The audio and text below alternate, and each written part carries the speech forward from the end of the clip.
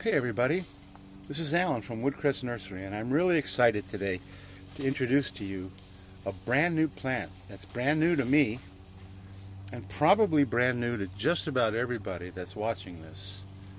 And this is called a Parlor oak, and it's not related to oaks at all. It is actually a buddleia, but the reason they call it an oak is because the leaves, if we pop a leaf off, the leaves resemble a white oak leaf. That's the only reason it's called oak. Not even close to oak. And I apologize for the wind. This is the original plant that I purchased, and I'm going to take a bunch of stuff off of here, so I'm just going to do that now so we can see better. So the history of this plant is I purchased this guy like 2 years ago probably, and it had this sweep like this up into here, and I thought that would make a nice little tree. Let me get some more of this stuff out of here.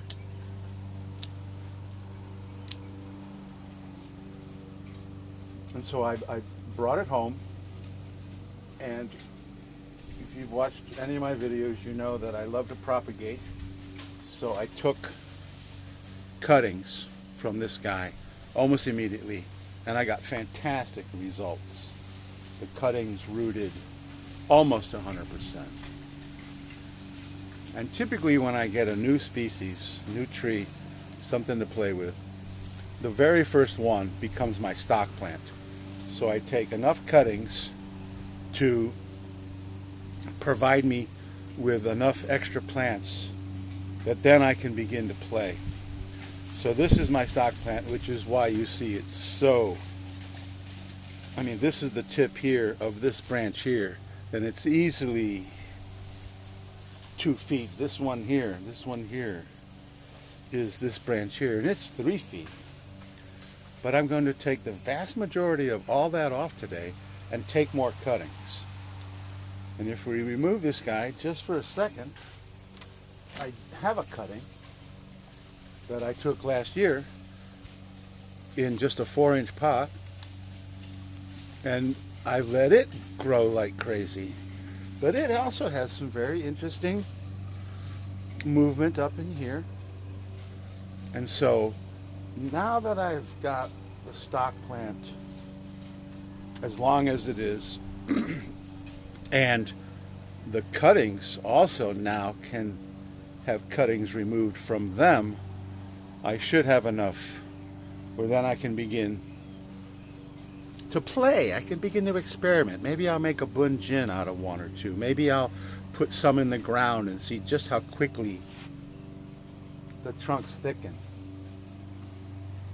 You know, if you are familiar with buddleia, then the most popular buddleia is what's called butterfly bush.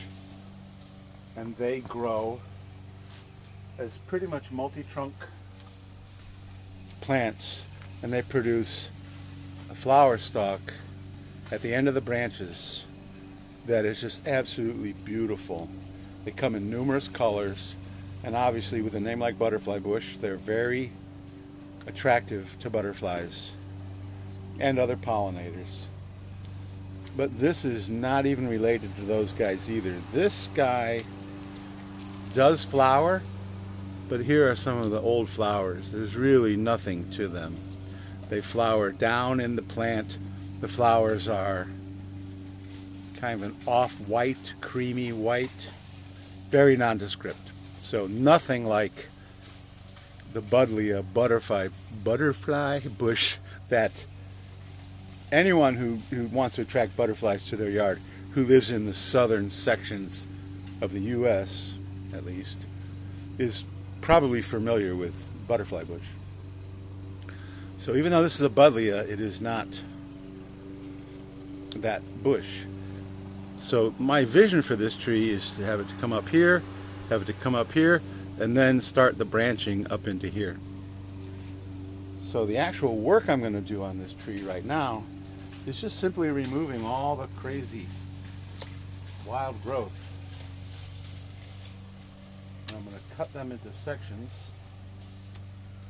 And then I'm just going to put them into some water for now. And then I will take cuttings. I will take even more cuttings.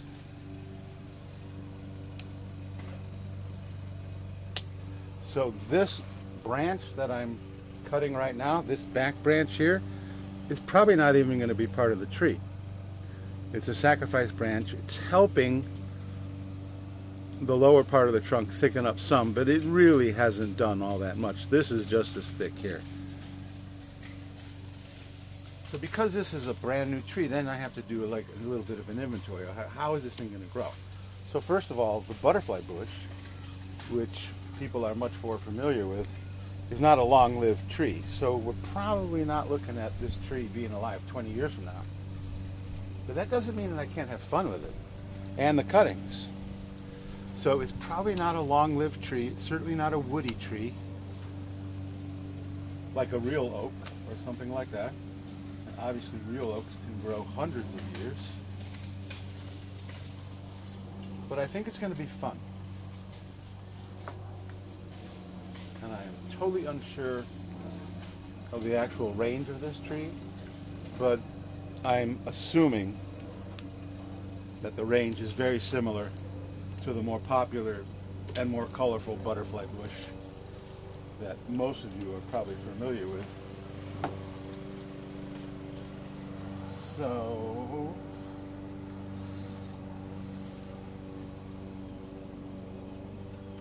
running out of room in my bucket. And then up in here, I'm just gonna see what we got going on.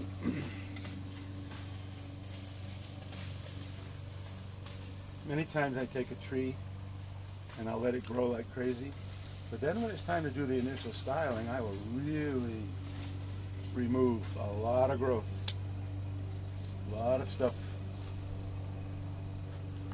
And this guy, yes, this guy is in the same pot that I bought it in 2 years ago. It is also rooted out of the pot, so we got a little bit of trimming here to do to get it out of the pot, and you'll see it is going to be entirely root bound.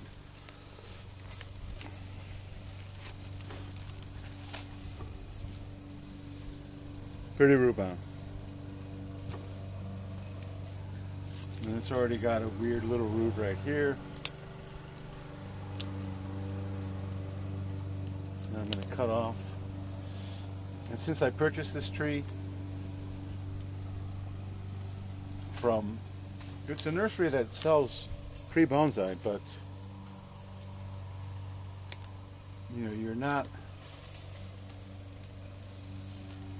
in control of all the surface roots. So I really have no idea what this guy's going to look like. But there's definitely a correlation between a plant that roots super easy from cuttings and a mature tree with lots of roots that will be able to take a massive root pruning. So now already we have what looks much more like a bonsai. And then I need to decide, okay, where's my branching? Can I bring it up a little bit more like this? Do I want the apex to come up into here? Or do I want the apex to come back against the grain? And I think I'm looking towards having the apex come up into here. And we have this massive branch right here, which I think I'm going to remove entirely and promote this little tiny guy. So that could possibly be concave cutters, although it's a herbaceous plant, so I ought to be able to get it with just that. There we go. I'm even going to stick that chunk in water. And then I'm going to do the scratch test on this little piece. And is that green? I don't think it is. But that would have been beautiful. But I'm still going to cut it back to there, even though this piece may be dead. And I'm also going to take off this giant chunk here. It's also way too big for the top. This is all sacrifice branch down here. And I may, in fact, Try to root that baby, that whole chunk right there. And this tree's just sort of been sitting there, so here's another one where the apex would have been beautiful if this, I don't think it's alive either though.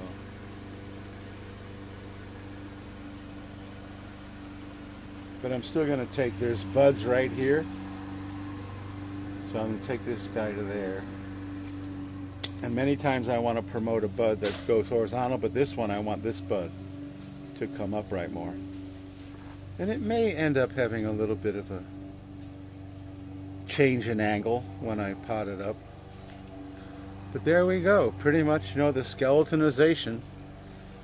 Whack almost everything off and then begin to build a tree. Why do I have this one here? I don't know. Could that be part of the tree? Probably not. And this is pretty rough, so all these little knobs that I've left, there's a knob here, there's another knob right here. All that stuff needs to come off with like concave cutters, which I can do later. So there we go. Parlor oak. I think it's going to make a very interesting bonsai specimen. And you can sort of see, like right there, those are all the cuttings. So I'm going to let them soak for a little bit. And I've already got my cutting medium. And I guess I could take some cuttings while we're here. Right? So lately I've been doing... So that's it for this guy. All of this will be gone. And this will be our tree up into here. I still want some of this to try at least to get this thicker because it's quite thick up here. And it doesn't look too bad, but it would be so much nicer if I could thicken this part of the trunk. So we're going to take him out of the picture. And I've got my cutting media. And I've discovered, I'm trying a new technique. I've discovered that if I put a pan that collects water underneath the pot, this is a 10-inch bulb pan, that the water tends to wick up through the perlite. This is my dirty perlite. It's perlite, 80% and 20% soil, maybe even 90-10. But I like to add a little bit of soil. I know people that use 100% perlite and still have decent success, so it's certainly not necessary. And then we're going to take our container here. Oh man. I put it in an old ice cream container, and they're not designed to hold water. That is for sure. Then I've got my rooting hormone.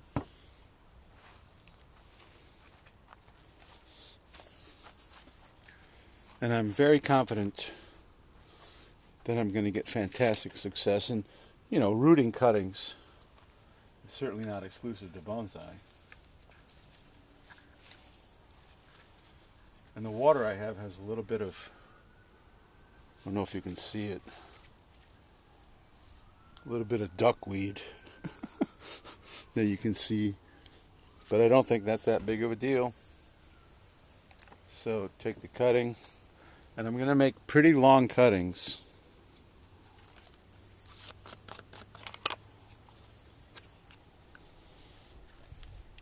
And lately, it's probably not necessary on this guy, but I've also been just very lightly scraping the bark to expose the cambium on the cuttings that I've been taking.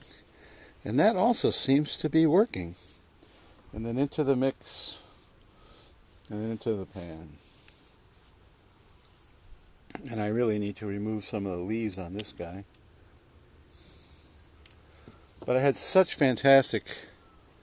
So, well, this guy has a little bit of a scar, so cambium's already. So just take the cambium, just a little touch. You can see how it's all bright green under there. It's kind of like deciding if a branch is dead or not. If you scrape it and it's green, it's alive. If you scrape it and it's brown, it ain't. And there we go. And I'm going to put just about everything in there. So even the thickest ones, I'm going to take as cuttings. And I may leave like this guy here. I may leave this guy this long. And I'm going to cut to the node. And then and this scraping to get into the cambium layer on these Parlor oak is probably unnecessary because, man, they just rooted so easily without it. And I usually put the thicker ones in the middle of the pot and the thinner ones on the outside. And that's really about it. So I'm going to take all these guys here and put them into here. Then water it real well. Try to keep it away from the wind. A little bit of shade. And I've been finding that this is actually the top of a pie that you buy at like a grocery store. If I leave a little bit of water down in this chamber, it will wick up and feed water to the cuttings. Parlor oak probably doesn't need it because, once again, my first experiment with taking the cuttings was that they rooted amazingly well. But I'm still going to try it. I've got the pot, I've got the pie tin top, so why not give it a try? Because life is all one gigantic experiment, and I love getting new varieties. You know, I love my old standbys, but I'm always in search of something new. And then many times I become obsessed, and then next thing you know, I've got 100 of them. So that's it for today. Parlor oak. I will make a completely separate video of repotting and repositioning the parent plant, which now, actually, let's bring him back.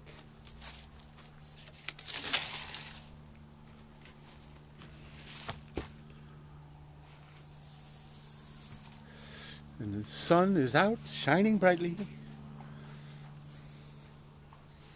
So this would be a whole different process. I'm thinking very seriously of putting it into a bonsai pot. And once again, my brain keeps saying it needs to be up like that. And there'll be some root work, but there's definitely a correlation between plants that root easily from cuttings and plants that can tolerate massive root chops. And you can see the roots here are pretty dense.